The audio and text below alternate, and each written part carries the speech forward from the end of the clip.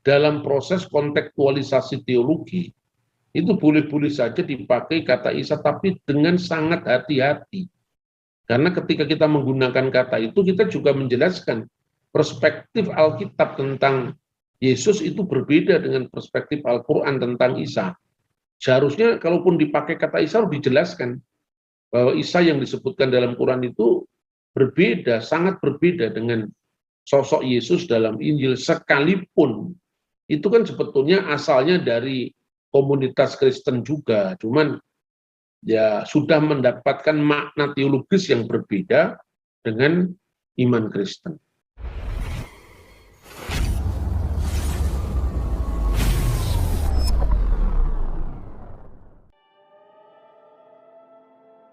Shalom sahabat khotbah populer. Yesus yang populer harus dikhotbahkan. Pada kesempatan ini kita akan membahas tentang Yesus Kristus dan Isa Al-Masih. Yang jadi pertanyaannya adalah, apakah kedua nama tersebut adalah pribadi yang sama? Silahkan isi di kolom komentar ya. Mari kita bahas berdasarkan sejarah dan kitab suci bersama hambanya Bapak Dr. Bambang Nursena. Semoga memberkati. Nah, saya akan melihat ini pertama-tama tentu dari sudut pandang bahasa, dan kemudian arkeologinya seperti apa, sejarah dan arkeologi, dan yang ketiga baru aspek teologisnya. Jadi sebetulnya kalau kita mencermati keberatan-keberatan dari teman-teman kita, orang-orang Kristiani sendiri, terhadap istilah Allah itu mula-mula karena memang tidak dikenalnya gereja-gereja di Timur Tengah. Ada kecenderungan seperti ini. Orang Kristen misalnya masuk Islam, orang Islam kemudian masuk Kristen, dan ilmu bahasa Arab yang dibawa itu adalah ilmunya orang Islam. Sementara kesinambungan sejarah dari masa pra-Kristen itu rata-rata tidak dipahami. Sebaliknya di kalangan Islam sendiri memang lebih banyak mengenal Arab itu hanya Arab Saudi ketika mereka naik haji atau umroh. Sementara di Arab Saudi memang tidak ada orang Kristen kecuali orang-orang asing misalnya ya. Nah, oleh karena itu mereka tidak mengenal orang-orang Kristen Arab di Libanon yang justru itu jumlahnya dengan umat Islam dahulu itu mayoritas. Sekarang kan pertumbuhan demografis Islam itu lebih cepat, maka sekarang kira-kira 50-50. Tapi Presiden Libanon sampai sekarang itu biasanya dari kalangan gereja Maronit yang adalah gereja lokal. Begitu juga di Mesir yang jumlah orang Kristennya cukup banyak, dan secara populasi kekristenan Koptik di Mesir itu jumlahnya terbesar dari seluruh kekristenan di dunia Arab yang lain. Karena jumlah penduduk Mesir itu hampir 100 juta, dan jumlah orang Kristen diperkirakan sekitar 15-17%. Oleh karena itu, saudara-saudara, kita mesti melihat bagaimana pertama tempat persebaran di mana bahasa Arab itu sudah mendominasi wilayah-wilayah Arab Utara sebelum munculnya agama Islam. Dan ini terbukti dari temuan arkeologi yang membuktikan bahwa istilah atau bahasa Arab itu sudah dipakai di lingkungan gereja sebelum zaman Islam. Terbukti dengan prasasti-prasasti Arab pra-Islam itu sebagian besar berasal dari gereja. Nah, saya beri contoh adalah ini dua tempat di mana ditemukannya prasasti Arab pra-Islam. Yang pertama itu adalah Umul Jimal. Dan ini juga sekarang menjadi kota arkeologi, archaeological town di Yordania. Kemudian yang kedua itu adalah prasasti Jabat, prasasti Haran, Tapi ini dua prasasti yang keduanya ditemukan di Yordania, yaitu prasasti Ummul Jimal. Kita bisa melihat petanya ya, tempatnya desa Ummul Jimal itu di mana. Seperti yang saya tampilkan, di situ ada kota Madaba. Kota Madaba itu kota yang salah satu tanah pusaka yang dibagikan pada zaman Nabi Yosua. Sampai sekarang juga namanya Madaba, dan tempat ini adalah tempat orang-orang Arab Kristen. Lalu di situ ada kota Aman, di paling atas itu ada Ummul Jimal. Nah, disinilah ditemukan dua prasasti yang menunjukkan pemakaian bahasa Arab sebelum zaman Islam. Nah, ini tempat ditemukannya ya, saya foto supaya kita bisa lihat. Yang atas itu adalah gereja yang dibangun di abad keempat. Dan pada sebelah kiri itu ada pada pilarnya itu sebuah tembok bersalib yang dikelilingi oleh 4 lingkaran. Itu simbol dari luka-luka Yesus di kayu salib. Nah, bentuk salib inilah yang dikenal dengan Jerusalem Cross, salib Yerusalem. Mirip bentuknya seperti palang merah. Kemudian yang di bawah itu adalah proatorium bangunan zaman Romawi Kristen dengan tanda salib.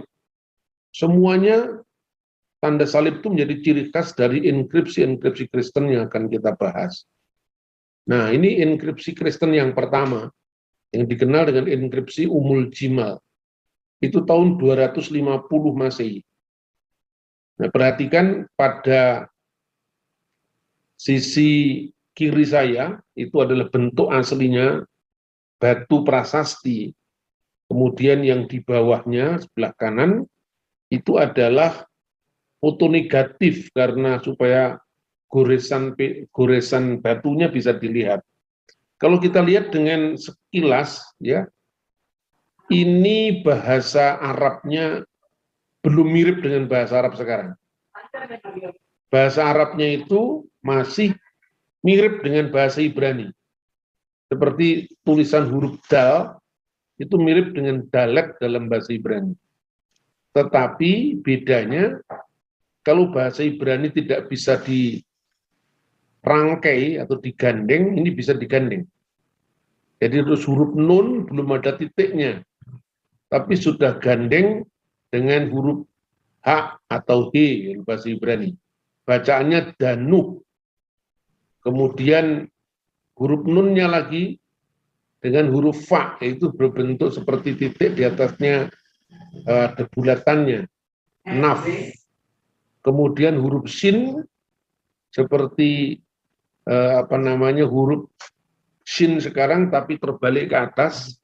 Kalau dibaca danuh nafsu fikru, bar sulai.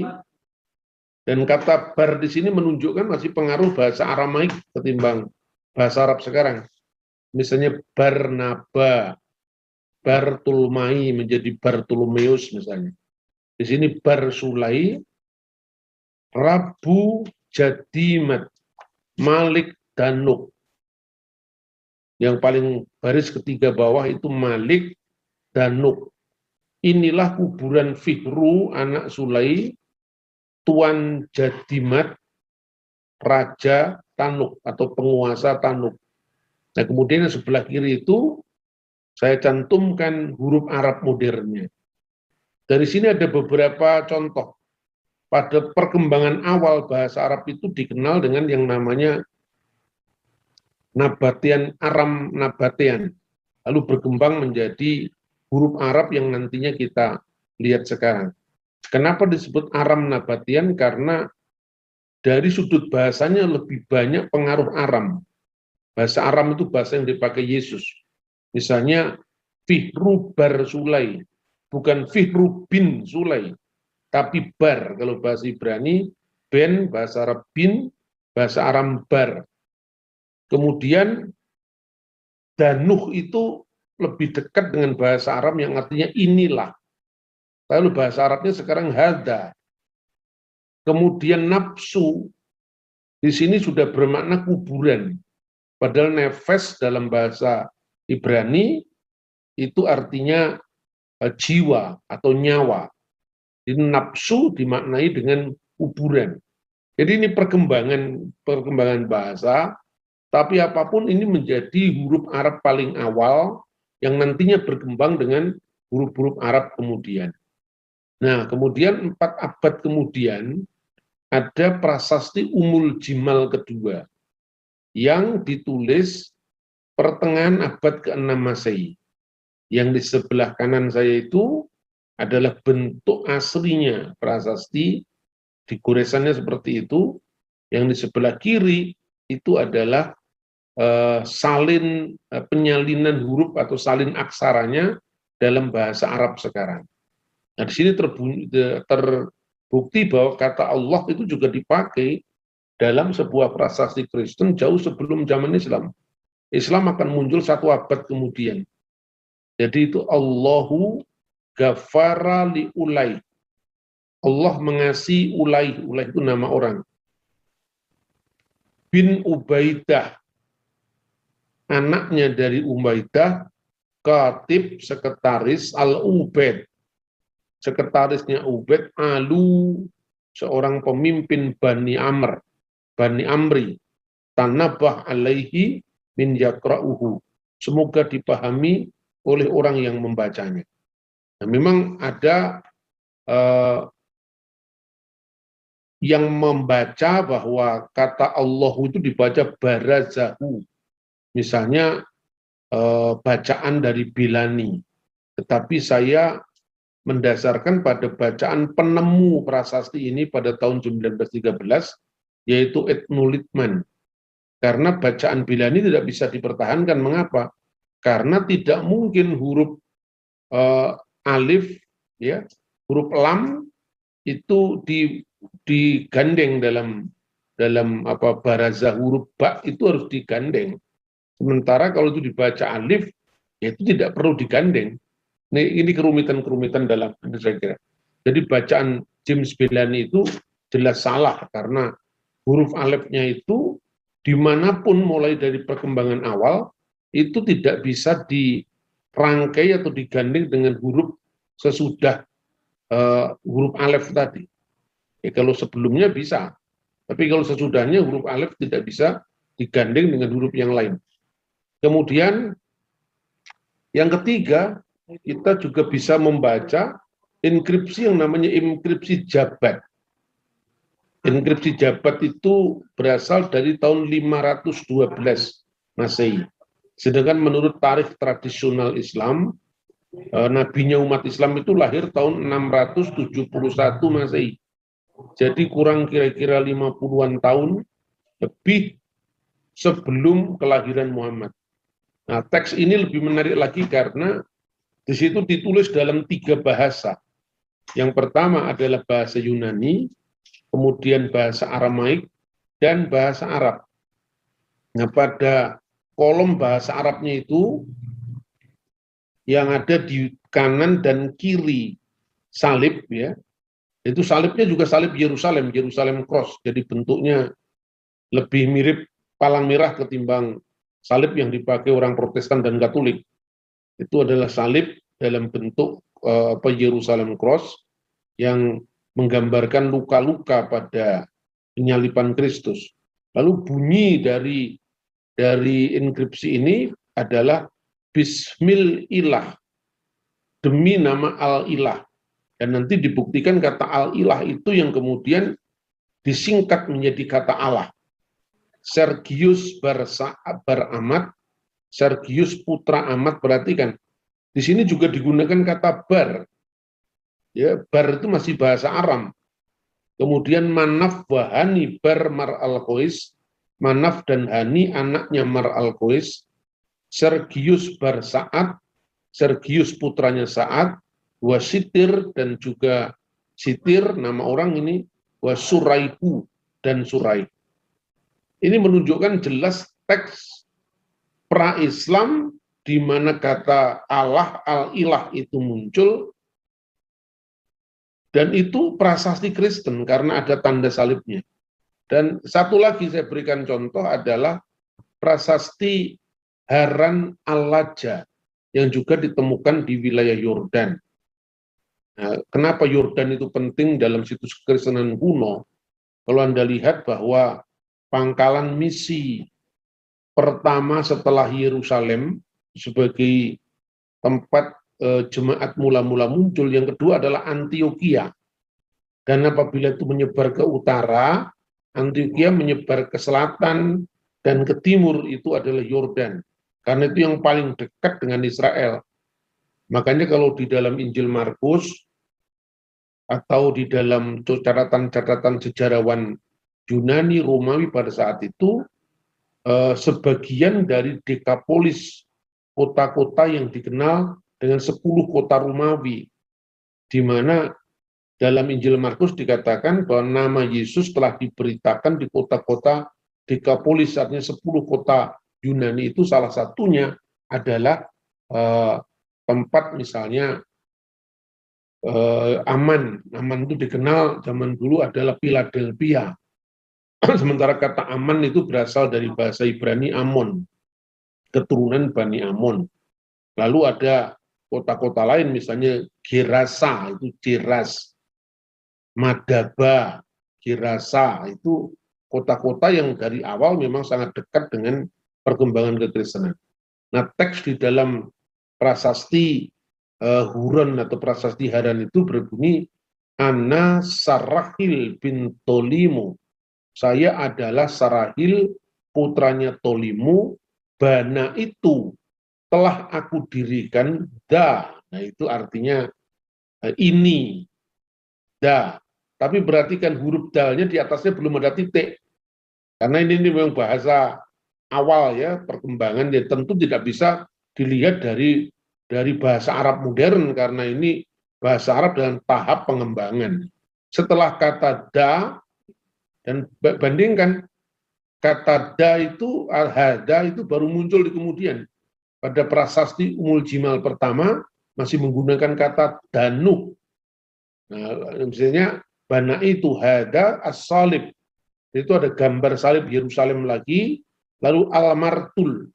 Al-martul itu adalah alih aksara Arab dari martirion, artinya peringatan orang martir, kemartiran, dan ini ditulis di atas gereja yang didedikasikan kepada Yohanes Pembaptis. Tempatnya itu adalah di Haran. Lalu kalau dibaca lengkap, saya Sarahil anak Tolimu telah kudirikan tugu martirion ini dengan tanda salib pada tahun 463 setelah kehancuran kota Khaybar pada tahun ... itu tidak ada dalam teks Arab, tetapi ada dalam teks Yunani yang berdampingan, sehingga kita bisa menentukan tarikhnya tahun 568. Jadi ini bukti-bukti tentang pemakaian bahasa Arab sebelum zaman Islam. Nah, ini tadi bentuk lebih jelas yang sudah kita bahas. Kemudian, apakah Allah itu tidak bisa diterjemahkan? Jadi ini sekarang menjadi polemik Islam Kristen. Tetapi pihak-pihak Islam itu yang mengatakan Allah tidak bisa diterjemahkan, itu kan tidak mewakili seluruh Islam. Jadi dalam Islam sendiri berkembang dua pendapat. Jadi kita sebenarnya tidak perlu mencampuri agama orang ya. Tapi saya sekedar mengatakan bahwa di Islam sendiri berkembang dua pendapat. Pendapat yang pertama bahwa Allah itu adalah ismus saksi, nama pribadi, dan itu tidak boleh diterjemahkan. Orang-orang Islam yang menganut paham ini adalah para ahli tafsir yang menekankan aspek teologi Islam. Sementara ada banyak ahli tafsir Quran yang lebih menekankan aspek bahasa. Nah, jadi memang kalau ngomong bahasa dan teologi memang agak beda. Kalau bahasa kan lebih netral. Kalau teologi itu kan kadang-kadang diperlukan penegasan identitas bahwa saya Islam, tentu tidak berbeda dengan, harus berbeda dengan identitas yang lain. Tetapi ada yang menafsirkan, dan itu tokoh-tokoh yang menciptakan atau yang menemukan ilmu bahasa Arab. Itu mengatakan bahasa Arab Allah itu memang itu bentukan, bukan kata asli seperti nama orang, itu bukan.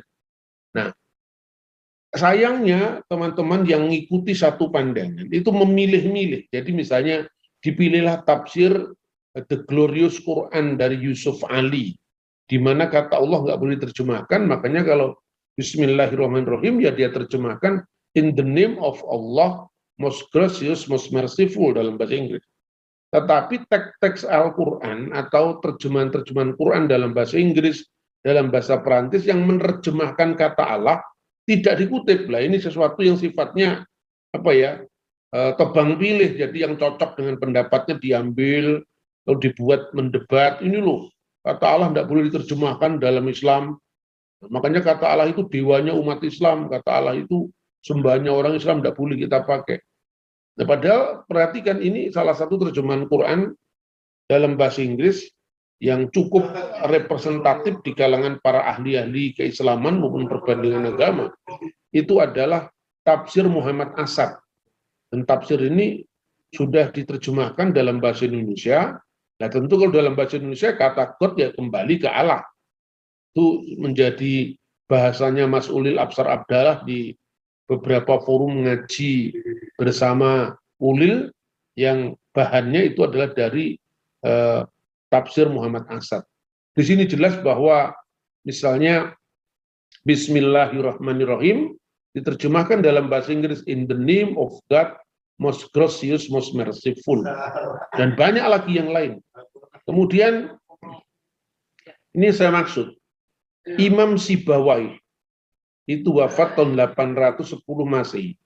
Dia seorang perintis ilmu bahasa Arab, nahwu sorof. Berpendapat bahwa kata Allah itu adalah bentukan. Jadi al-ilah. Al itu adalah definite artikel, kata sandang tetap, yang artinya the. Dan ilah itu artinya sembahan. Jadi al-ilah artinya sembahan yang satu. Entah bagaimana orang mendefinisikannya itu tidak peduli. Kalau yang mendefinisikan itu bangsa penyembah berhala, ya Allah itu adalah bapak dari Dewi Alata, Usa, dan Manat yang disebut putri-putri Allah.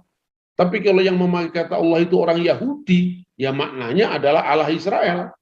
Kalau yang mengatakan itu orang Kristen, ya maknanya Allah Israel yang menyatakan diri dalam Yesus Kristus.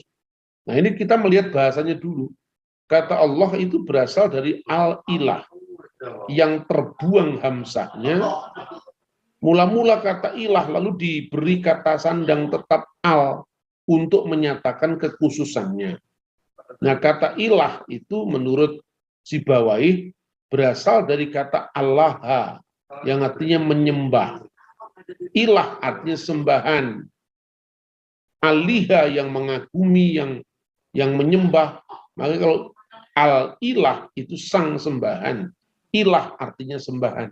Ini bukan kata saya, ini adalah penemu dari ilmu tata bahasa Arab sendiri, Sibawai. Bahkan dia Allah yang menciptakan ilmu nahwu sorof, bahasa Arab, tata bahasa Arab. Jadi bahwa nantinya itu dia berbeda dengan Imam Al-Ghazali yang wafat tahun 1111, atau Imam Nawawi yang kakeknya Pak Ma'ruf Amin presiden kita, itu tidak masalah, itu pendapat ulama. Tapi artinya melihat daripada pelacakan sejarah ya memang seperti ini, karena yang menciptakan ilmu bahasa Arab sendiri mengatakan Allah itu bukan nama diri, Allah itu adalah kata benda umum yang dikhususkan. Khusus misalnya kata benda umum kitab, tapi kitab yang itu yaitu Alkitab, maka disebut Alkitab. Ya kitab yang itu maksudnya, kitab yang satu-satunya. Kemudian kata ilah, ya ini tentu ilmu bahasa Arab, ini saya tidak banyak kemukakan ya, tapi paling tidak untuk referensi aja. Berwasan, berwasan itu hanya timbangan. Jadi ada kaidah dalam bahasa Arab tentang perubahan-perubahan bentuk itu misalnya ya, karena bahasa Arab atau bahasa Ibrani juga itu berasal dari apa yang namanya jidir. Jidir dalam bahasa Arab itu paralel dengan bahasa Ibrani sores sebetulnya. Jadi sores itu bahasa Ibrani, kalau jidir bahasa Arab. Nah jidir itu biasanya umumnya terdiri dari 3 kata. Ya misalnya salam, sin, lam, mim. Nah, salam itu bisa berubah macam-macam nanti.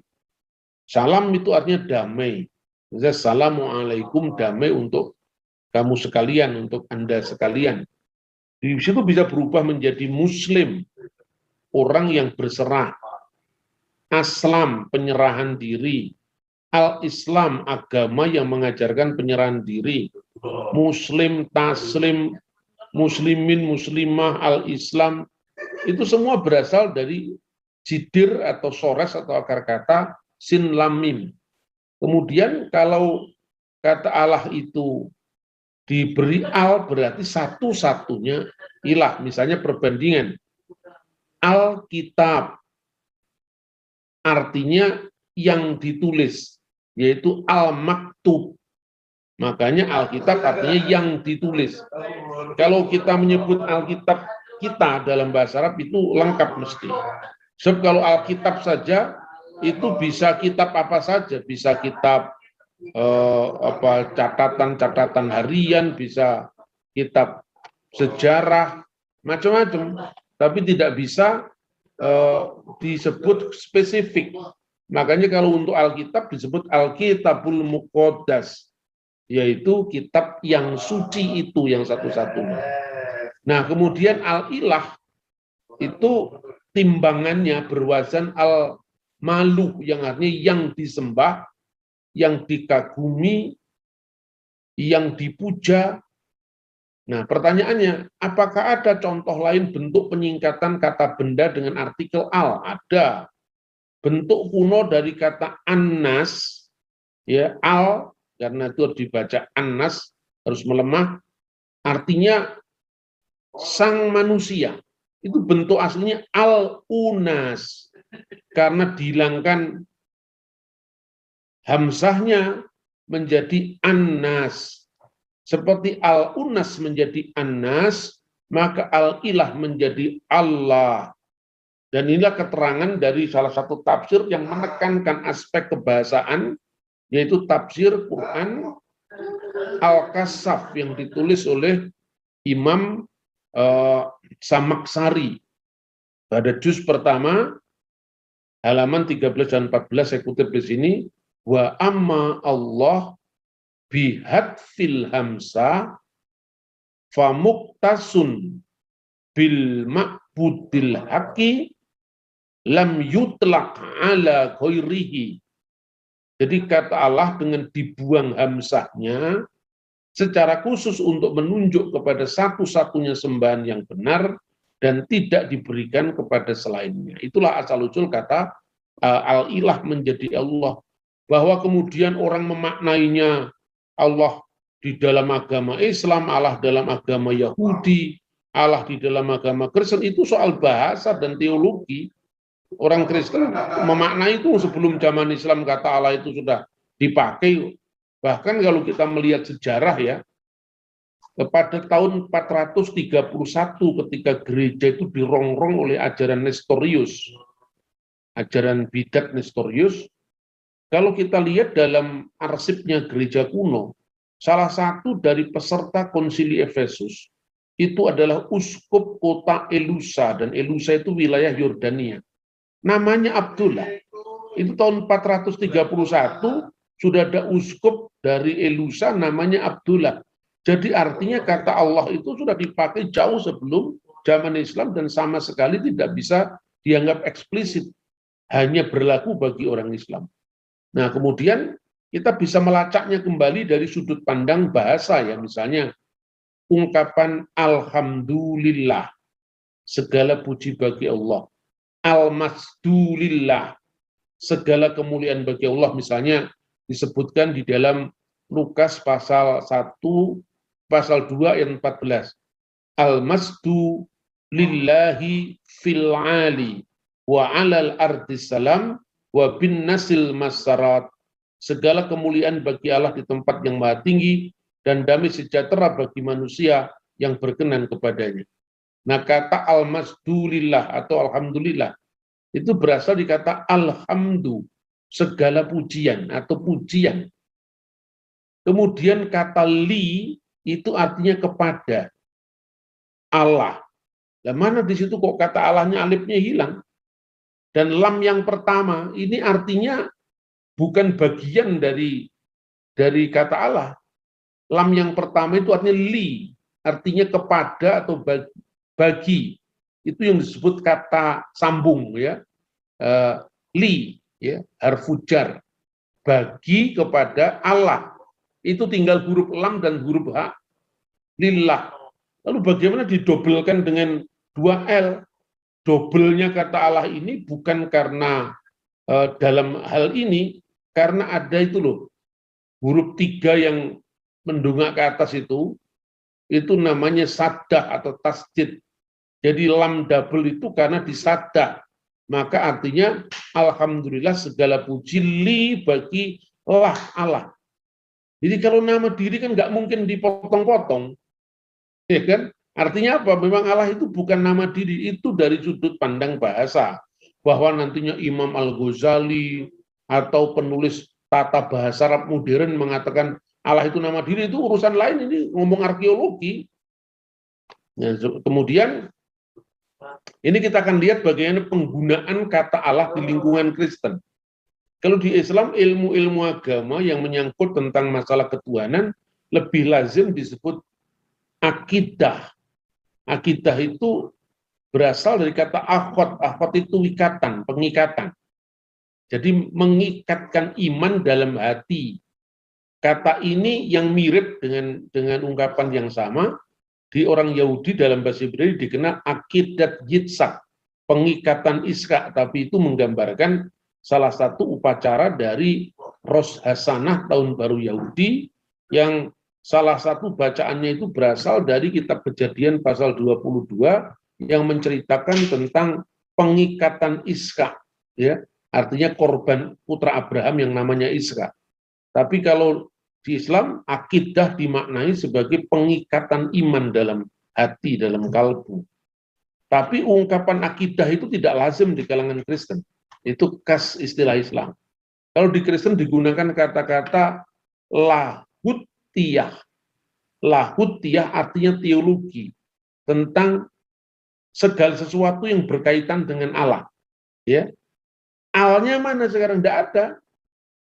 Nah, sementara kalau kudrat ilahi, misalnya untuk Kristus ya, Rabbuna al-Masih lahu tobi'atain. Jadi Tuhan kita Yesus Kristus memiliki 2 tobi'ah. Yang pertama tobi'ah ilahiyah, wa fi nafsil waqt, dan pada waktu yang sama lahu tobi'ah nasutiyah, yaitu kodrat kemanusiaan. Kristus itu sepenuhnya ilahi sebagai firman Allah yang adalah Allah, dan sepenuhnya manusiawi ketika nuzulnya ke dunia sebagai manusia. Nah, ini kata-kata yang dipakai dalam konteks Kristen. Jadi Allah itu bukan nama diri, bukan the proper name. Nah, ini contoh ya, bagaimana penggunaan kata lahut, lahutiyah itu di dalam teks Kristen. Ini salah satu perjanjian antara gereja Koptik dan gereja Barat mengenai kristologi. Ya, satu kesepakatan untuk saling mencabut tuduhan yang selama ini salah.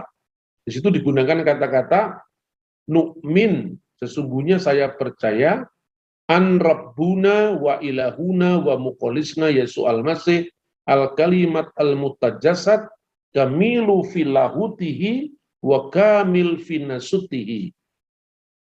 We believe that our Lord, our God, and our Savior, Jesus Christ, the incarnate Logos, is made his humanity one with his divinity. Jadi digunakan filahutihi, sempurna dalam keilahian dan sempurna dalam kemanusiaan. Ya, ja'ala lahutihi, telah dijadikan keilahiannya wahidan ma'an nasutihi, satu dengan keilahiannya, dan seterusnya. Jadi ungkapan-ungkapan teks dalam Kristen bahasa Arab ini menunjukkan tanpa ada masalah. Kata Allah itu dipakai dari dulu sampai sekarang. Dari zaman sebelum Islam sampai zaman sekarang. Nah, ini contoh dari Risalat Al-Qidis Butros Al-Awal. Jadi surat Rasul Butros yang pertama. Ini di sini juga kata Allah dipakai di situ, misalnya Allahu al-Abu Rabbina Yesus al-Masih. Allah adalah Bapa dari Tuhan kita Yesus Kristus dan seterusnya. Ini terbitan dari Beirut, ya, Darul Kitabil Muqaddas fi Syarqil Awsat, Libanon. Lalu juga ada terbitan Mesir, ada terbitan bahasa Arab yang ada di Maroko, ya semua. Kalau Maroko memang agak beda dikit, karena huruf-huruf Arabnya pun belum standar di sana, ya. Nah, itu contoh-contoh bagaimana kata Allah itu dipakai tanpa masalah pada zaman Islam, sebelum Islam, dan sampai hari ini. Bahkan Al-Quran terjemahan bahasa Ibrani. Ini bagaimana orang Islam menerjemahkan Quran dalam bahasa Ibrani, karena di Israel sekarang ini banyak orang-orang Arab yang menjadi warga negara Israel dan mereka berbahasa Ibrani sehari-hari. Jadi misalnya ini satu contoh terjemahan Quran dalam bahasa Ibrani, Ha-Quran Hamifwar, artinya Quran Karim, Quran yang mulia, di mana kata Bismillahirrahmanirrahim diterjemahkan dalam bahasa Ibrani, Beshem Elohim Har-Rahman Viharrahum, demi nama Elohim Har-Rahman Viharrahum, yang pengasih dan pemurah. Jadi tidak ada masalah. Jadi kata Ibrani Elohim pun juga dipakai oleh orang Islam. Sementara kata Allah dipakai orang Yahudi dan orang Islam sebelum lahirnya agama Islam. Nah, contoh inilah yang menunjukkan bahwa sesungguhnya tidak ada masalah dengan kata Allah itu. Lalu bagaimana dengan kata Isa? Nah, ini salah satu contoh dari teks Al-Quran di mana kata Isa itu diterapkan untuk putra Maryam, yaitu Yesus Kristus. Meskipun nantinya konsep teologi Islam dan Kristen itu berbeda, tapi secara bahasa itu bisa dilacak. Ya, ini satu contoh teks yang sangat terkenal. Ya idqolatil malaikatu ya Maryam innallaha yubasyiruki bikalimati min husmuhul masih Isa bin Maryam, ya, Isa putra Maryam. Ini salah nulis ini, ya, masih kurang nih salah. Ya, oke, saya hafal saja. Idqolatil malaikatu ya Maryam innallaha yubasyiruki bikalimati min husmuhul masih Isa bin Maryam wajihan fid dunya wal akhirat wa minal muqarrabin. Ini kalau nulis, ya, makanya ini perlu di PDF dulu ini. Ini ada yang hurufnya terbalik-balik ini. Tapi tidak apa-apa nanti. Jadi itu salah itu nulisnya, ya. Mestinya nanti saya perbaiki, ya, ini karena tulisan lama ketika kemudian dialihkan ke komputer lain tiba-tiba ada yang hilang. Jadi artinya begini, idqolatil malaikatu, ketika berkata malaikat itu, ya Maryam, wahai Maryam, innallaha, sesungguhnya Allah, yubasyiruki, memberikan kamu kabar gembira, bi, dengan kalimati minhu, firman darinya, asmuhul masih Isa bin Maryam, namanya Al-Masih Isa putra Maryam, wajihan fid dunya wal akhirat wa minal muqarrabin, dan yang terkemuka di dunia dan di akhirat, dan seorang yang didekatkan di sisi Allah. Kemudian ini Al-Quran bahasa Ibrani. Perhatikan, firman darinya diterjemahkan apa? Diterjemahkan dibaruhu, ya, dabaru, dabar firman, dabaru firmannya, dia, firmannya, ya, dia yang adalah firmannya itu, semu namanya, Hamasyah Yesua ben Miriam, Mesiah Yesua anaknya Miriam, sama juga. Ini Al-Quran dalam bahasa Ibrani. Jadi dengan era sekarang ini, sesungguhnya apa yang dulu bermental ghetto menutup terhadap yang lain, sekarang tidak bisa lagi. Ini terjemahan Quran yang pertama kali itu terbit tahun 1946. Yang menerjemahkan itu orang Yahudi. Bapaknya Presiden Israel yang kemarin, sekarang sudah ganti bulan lalu kalau tidak salah. Namanya adalah Yoel Rivlin. Yoel Rivlin itu seorang Yahudi yang menerjemahkan Quran dalam bahasa Ibrani untuk kepentingan apa? kepentingan membangun pengertian bagaimana sih keyakinan Islam itu, seperti itu. Makanya kemudian sekarang orang Islam sudah menerjemahkan sendiri, tapi terjemahan pertama Quran itu yang melakukan adalah orang Yahudi. Kalau sekarang itu ada Quran Hamifwar, itu sesungguhnya terjemahan Ahmadiyah. Lalu yang di bawah ini terjemahan yang terbaru, yang dilakukan dan baru di-launching beberapa tahun lalu ya, kalau bukan beberapa bulan, tapi tahun lalu, pada masa pandemi ini. Nah, Injil dalam bahasa Arab yang memakai nama Isa juga ada. Misalnya itu adalah Alkitab Asy-Syarif. Ini yang menggunakan bahasa Arab. Di sini juga digunakan kata-kata Isa Al-Masih. Walana sayyidun waqid huwa Isa Al-Masih. Ya, dia adalah Isa Al-Masih. Yang melaluinya Allah menciptakan segala sesuatu. Biwasat tihi qalaqallahu kullu syai'in. Ya. Ini dari kutipan dari 1 Korintus pasal 8 ayat 6. Tapi memang harus diakui terjemahan kata Yesus menjadi Isa itu tidak lazim di kalangan Kristen. Yaitu hanya ada satu terjemahan yang menggunakan kata Isa, tapi yang lain menggunakan kata-kata Yesus Al-Masih. Karena itu saya lebih rekomendasikan terjemahan yang disepakati oleh gereja-gereja Kristen di Timur Tengah. Ini terjemahan pribadi kalau tidak salah itu, Isa Al-Masih. Tapi sekalipun demikian kata Isa itu bisa dilacak asal-usulnya.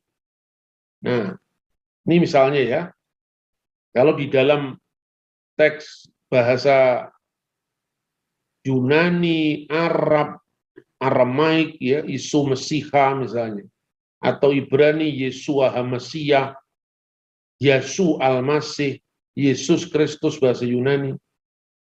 Jadi Yesua HaMasiyah itu Ibrani, Isu Mesiha itu Aram, Yesus Kristus itu Yunani. Ini keliru lagi. Kristusnya kurang S di situ ya. Yesus Kristus Yunani, Yesu Al-Masih Arab, dan Yesus Kristus bahasa Indonesia. Kemudian kata Isa itu sebetulnya menjadi varian dari sebutan Yesus secara filologis. Itu hasil dari fonetik koresponden. Karena fonetik koresponden itu korespondensi bunyi. Biasanya memang orang setiap bangsa itu kan memiliki kecenderungan pronunciation yang berbeda-beda. Jadi misalnya orang Jawa itu sulit mengucapkan huruf Ain. Maka Abu Bakar, Umar, Utsman dibaca Abu Bakar, Umar, Utsman. Ya, orang Sunda sulit mengucapkan huruf Fa, maka Arifin. Orang Bali tidak bisa membedakan huruf T dengan T. Toko-toko sepatu pada tutup hari Sabtu. Toko-toko sepatu di Kuta pada tutup hari Sabtu, misalnya. Itu bahasa Bali. Karena T-nya nggak tegas. Orang Batak tidak punya huruf yang membedakan antara H dan K. Menyebut ikan ya ihan, misalnya. Itu kan bahasa Batak terdiri dari 18 huruf saja. Dan itu memang tidak ada bedanya huruf K dan huruf A misalnya. Nah, itulah yang namanya fonetik koresponden. Nah, ketika Alkitab bahasa Ibrani diterjemahkan ke dalam bahasa Arab atau bahasa Aram, itu kadang-kadang tanpa janjian ya memang untuk mempermudah. Misalnya, Yerusalem menjadi Urrusalim. Jadi huruf Yod di sini berubah menjadi huruf Alef ditambah Hamzah di atas. Contoh yang lain, Yesayahu menjadi bahasa Arab Isayahu, Isayah. Yeremia menjadi Irmia atau Armia. Nah, bagaimana itu kok bisa huruf Ain bisa Jod bisa berubah menjadi huruf Alef? Ya tidak ada hukumnya, tidak ada aturannya. Memang itu hanya kebiasaan. Makanya bukan hukum bunyi, tapi pertukaran bunyi. Nah, proses korespondensi bunyi itu misalnya kadang-kadang huruf shin, ya S berat shin, ya misalnya shalom, itu kadang-kadang menjadi S ringan. bukan shin tapi sin, salam. Nah, kemudian matres leksionis yang menandai A, I, U-nya, ya, itu kadang-kadang juga bertukar. Misalnya shalom, itu kan shin, lamed, vav, mim. Jadi huruf vavnya itu bertukar menjadi huruf alif. Jadi shin, lam, alif, mim. Shalom menjadi salam. Alaikum, alaihem. Ya, ini Ibrani Arab. Ibrani ke dalam bahasa Arab. Begitu juga bahasa Arab slomo. Alehun, slomo, alehun. Assalamualaikum atau slomo lehon misalnya. Nah itu, karena itu seperti huruf sin menjadi huruf sin, ya, SY menjadi S, kalau di transliterasi di bahasa Indonesia, shalom, shin, lamid, vav, mim, menjadi sin, lam, alif, mim. Jadi shalom menjadi salam. Begitu juga Yeshua, bahasa Ibrani. Huruf yodnya itu bertukar menjadi alif hamzah atau ain. Maka Yeshua menjadi Ishowa atau Yeshua, Ishowa. Jadi seperti pertukaran Yirmiyahu menjadi Armia tadi, Yerusalem menjadi Urusalim, Yesayahu menjadi Isaya. Seperti itu. Makanya ketika sin alif menjadi Yesu menjadi Iso. Nah di situ setelah huruf sin itu kemudian huruf ayin, ya, huruf vav, Iso a, ayin, Iso a, seperti shalom, wawunya menjadi alif, maka Isa, itu kira-kira. Jadi itu bisa dilacak karena itu sebenarnya fonetik koresponden. Kemudian sekarang, lalu bagaimana sikap kita, sikap teologis kita? Jadi secara bahasa saya kira tidak masalah. Bagaimana sikap teologis kita? Pertanyaannya mana yang lebih penting? Varian nama dalam bahasa atau maknanya? Sekarang contoh. Orang Yahudi menyebut Yesus itu huruf ajinnya hilang. Jadi Yesus juga. Makanya untuk membuktikan bahwa mereka telah menyalibkan Yesus, orang Yahudi menyebutkan Yesus hatalui, Yesus yang digantung. Misalnya.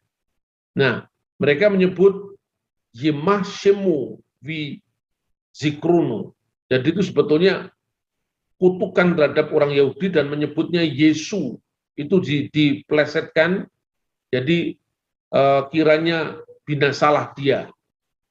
Itu saya kira bukan bisa dijadikan rujukan karena itu adalah tulisan polemik ya. Ada banyak orang Yahudi yang mengembangkan sekarang ini sikap yang dialogis terhadap Kristen. Nah sekarang yang kedua, orang Yahudi menyebut Yesus lebih dekat dengan Yesus. Tapi Talmud yang polemik terhadap Kristen, apakah itu tidak lebih baik daripada Isa yang mungkin lebih ramah terhadap Kristen? Ini kasuistis, tidak bisa dimutlakkan, tergantung konteksnya. Sementara saksi-saksi Yehova menyebut Yesus tapi tidak mengakui keilahiannya. Mormon, ajaran bidat Amerika yang menyebut Yesus adalah anak hasil perkawinan Allah Bapa dan Maryam. Menyebut dirinya The Church of Jesus Christ, gereja Yesus Kristus. Tapi ternyata Yesusnya Mormon, Yesusnya saksi Yehova, itu sangat berbeda dengan Yesus dalam Alkitab. Nah sementara itu, istilah Isa yang mungkin dipakai oleh kelompok tertentu di gereja kuno, itu maknanya benar-benar Yesus seperti yang dipahami oleh orang Kristen sebagai Yeshua HaMashiach. Ini contoh-contoh yang sifatnya sangat kasuistik. Nah kemudian, bagaimana kitab-kitab apokrif yang sebenarnya bukan Injil yang itu menjadi rujukan, ya? Misalnya ini Injil Tufulia. Dalam buku Yosefus, imam besar yang hidup pada zaman Kristus, sementara orang menyebutnya Kaifas, menyebutkan bahwa Yesus berbicara ketika masih dalam kandungan dan berkata kepada Maryam ibunya, Sesungguhnya aku ini Al-Masih anak Allah yang kau lahirkan sesuai dengan kabar gembira yang disampaikan oleh malaikat Jibril, dan Bapakku wa abi arsalni fi qolasil alam, dan Bapakku mengutusku untuk keselamatan alam semesta. Ini Injil apokrif masa kanak-kanak Yesus yang berasal dari abad 5 Masehi. Nah, Injil ini tentu bertentangan dengan Alkitab. Karena apa? Injil palsu ini. Sebab yang pertama dari tanda-tandanya, yang dengan itu dia menyatakan kemuliaannya itu di mana? Di Kana. Yesus melakukan mujizat pertama, sementara dalam buku apokrif Injil Tufuliah itu Yesus sudah bicara pada waktu bayi misalnya. Dan teks-teks ini yang sangat paralel dengan ajaran Islam tentang Isa. Nah, oleh karena itu bagi saya dalam proses kontekstualisasi teologi itu boleh-boleh saja dipakai kata Isa, tapi dengan sangat hati-hati.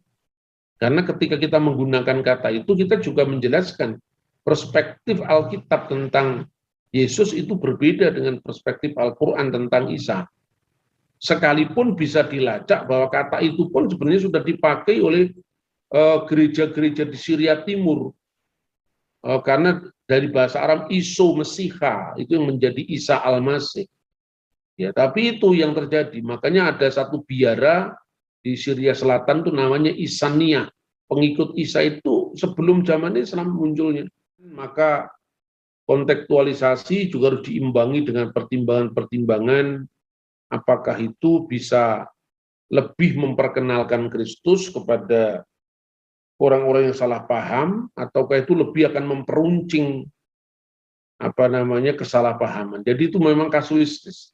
Ada saat di mana istilah itu lebih tepat dipakai, ada saat di mana istilah itu seharusnya kalaupun dipakai kata Isa harus dijelaskan bahwa Isa yang disebutkan dalam Quran itu berbeda, sangat berbeda dengan sosok Yesus dalam Injil, sekalipun itu kan sebetulnya asalnya dari komunitas Kristen juga, cuman ya sudah mendapatkan makna teologis yang berbeda dengan iman Kristen.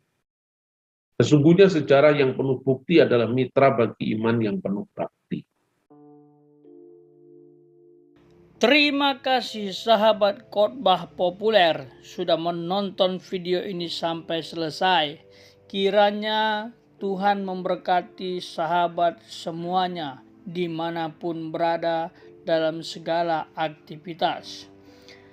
Saya pikir jelas ya apa yang sudah disampaikan oleh hambanya Bapak Dr. Bambang Nursena secara akademis cukup dalam, tetapi saya pikir bisa memperjelas dan menyadarkan kita bahwa Isa dan Yesus adalah pribadi yang berbeda.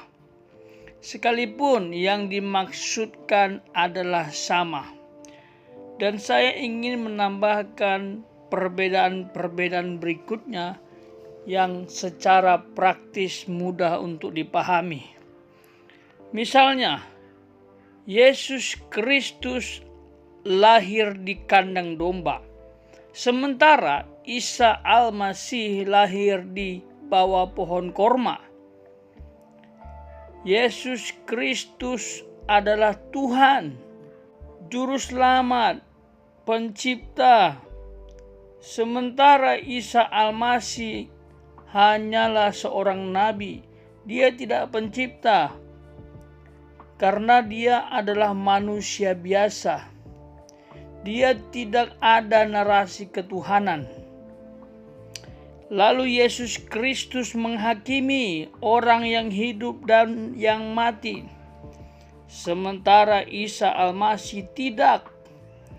Isa Al-Masih tidak menghakimi orang yang mati dan hidup. Bahkan Isa Al-Masih tidak disembah. Yesus Kristus disembah dan tidak menolak penyembahan. Bahkan dia dipermuliakan sebagai Tuhan satu-satunya bagi umat Kristen. Sementara Isa Al-Masih sudah tidak disembah, dia cukup dihormati sebagai utusan Tuhan untuk melaksanakan tugas-tugas ilahi.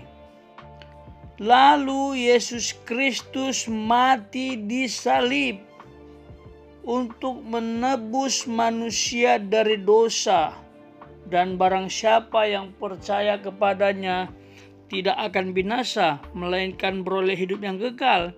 Sementara Isa Al-Masih tidak mati di salib, dan bukan untuk menebus manusia dari dosa. Saya kira dari beberapa hal yang saya jelaskan saja sudah sangat menunjukkan bahwa Isa Al-Masih, Yesus Kristus adalah pribadi yang berbeda. Kalau ada saudara-saudara kita menekankan bahwa Isa dan Yesus sama, jikalau sama, mengapa riwayat dan pekerjaannya, tujuannya, karyanya berbeda? Saya pikir dengan penjelasan praktis ini bisa membuka pikiran kita dan kita legowo untuk menerimanya, bahwa Isa dan Yesus adalah pribadi yang berbeda. Tujuan admin menyampaikan ini hanya untuk mempertegas saja. Tidak ada unsur lain. Kita harus tetap menjaga kerukunan umat beragama. Marilah saling memotivasi, saling membangun, dan bergotong royong untuk menerapkan kasih kepada sesama. Jangan sampai kita beragama, kita bertuhan, tetapi tidak saling mengasihi, justru saling menyakiti. Itu bukanlah ciri khas orang yang memiliki Tuhan atau hidup sesuai dengan perintah Tuhan. Saya teringat betul dengan ajaran Yesus Kristus dalam Alkitab yang mengatakan, kasihilah sesamamu seperti dirimu sendiri. Karena kasih kepada sesama adalah aplikasi dari kasih kepada Tuhan. Kiranya melalui penyampaian ini kita semakin diperkaya dengan wawasan dan semakin diberkati dengan kasih. Salam toleransi. Tuhan Yesus memberkati.